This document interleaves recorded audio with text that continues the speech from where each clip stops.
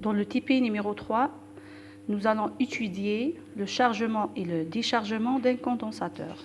On va étudier la variation de I entre les deux bornes d'un condensateur dans les deux cas, en chargement et en déchargement dans un régime continu. Alors pour cela, vous aurez besoin d'un générateur de tension continue, d'une résistance. Cette résistance, elle est variable. Elle est d'un condensateur de capacité inconnue CX, d'un microampèremètre, d'un chronomètre. Vous allez réaliser ce circuit, vous allez sortir d'un générateur. En série, on va relier une résistance en série avec un condensateur. On passe par un microampèrmètre pour fermer le circuit en revenant au générateur. On sort de notre générateur, on va vers la résistance. Cette résistance est réglée à R1.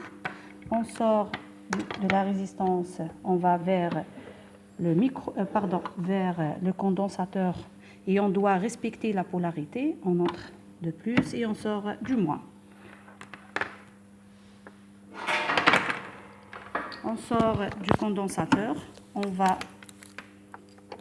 au cos plus de l'ampèremètre, du microampèrmètre. On sort du microampèrmètre et on revient vers notre générateur. Dans l'exercice, ici vous allez trouver, on a essayé d'accrocher notre chronomètre à la table. Vous allez mettre le microampèrmètre à côté du chronomètre. Quand vous allumez le générateur, il faut allumer simultanément votre chronomètre. Pour l'éteindre, le chronomètre s'éteint tout seul. Il faut le laisser seulement. Il va s'éteindre avec le temps.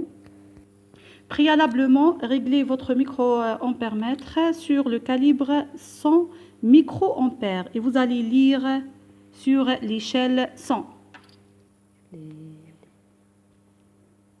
Lors du chargement, allumez et activez le chronomètre. Allumez le générateur et activez le chronomètre simultanément. Bien sûr, le condensateur en continu, c'est comme un interrupteur.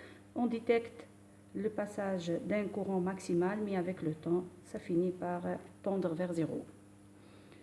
Vous filmez, si vous voulez, vous filmez la procédure du chargement, ici, avec le temps. Ensuite, vous allez remplir votre tableau.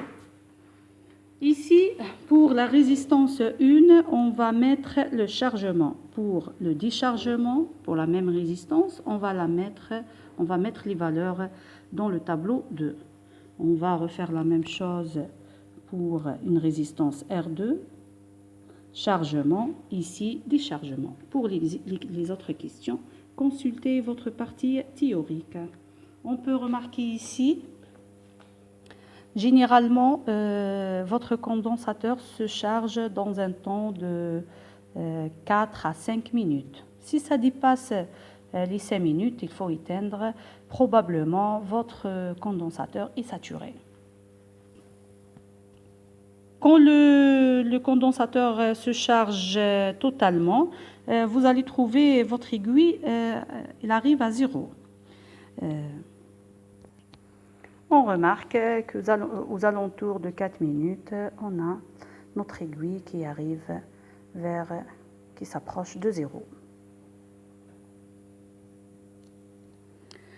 Quand votre condensateur est totalement chargé, appuyez sur Stop. Pour le déchargement, on va procéder comme suit. Remettre votre temps à 0 avec le bouton Reset. Ensuite, quand vous éteignez le générateur, vous allez appuyer sur Start simultanément. Hein? Et vous allez changer la polarité de votre ampèremètre. Bien sûr, le temps de déchargement est en cours. On remarque une valeur maximale. Ici, En éteignant le générateur, le condensateur va se décharger dans le circuit. Bien sûr, il va se décharger de l'autre sens.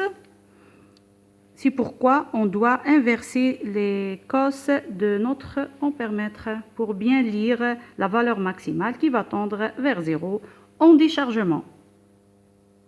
Quand notre condensateur est déchargé totalement, on va refaire les mêmes étapes pour une résistance 2 et on va vérifier l'effet de la résistance sur le temps de chargement et de déchargement.